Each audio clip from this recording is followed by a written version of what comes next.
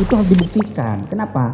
Untuk memperjelas apakah kondisi batin kejiwaan pelakunya memang situasinya tenang. Mengenal sosok Mahruz Ali, saksi ahli yang sebut kasus kematian Brigadir J bukan pembunuhan berencana.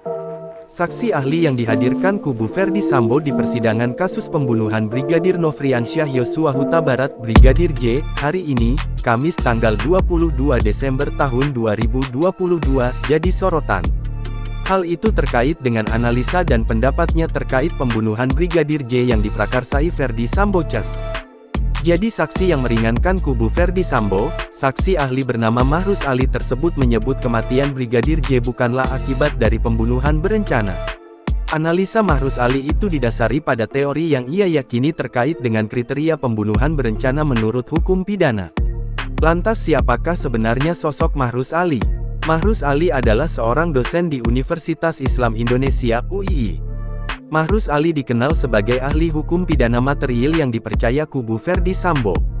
Saat ini, Mahruz Ali masih aktif mengajar di Fakultas Hukum UII.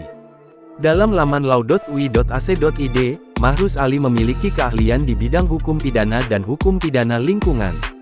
Menjadi dosen, pria yang lahir pada tanggal 14 Februari tahun 1982 itu menyelesaikan pendidikan S1 dan S2-nya di UII. Lalu untuk S3, Mahruz meneruskan pendidikannya di Universitas Diponegoro. Dikenal sebagai akademisi, Mahruz Ali aktif menulis jurnal, prosiding hingga buku. Hingga kini, Mahruz berhasil menelurkan 10 buku. Di antara karyanya adalah buku berjudul Viktimologi, Economic Analysis of Law dalam Hukum Pidana, Korupsi sebagai Pelanggaran HAM, Tawaran Perspektif, dan Hukum Pidana Lingkungan.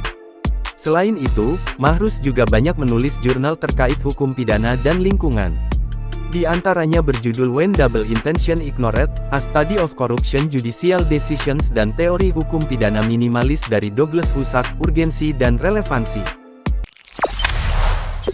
Jangan lupa subscribe, share, komen, dan like ya.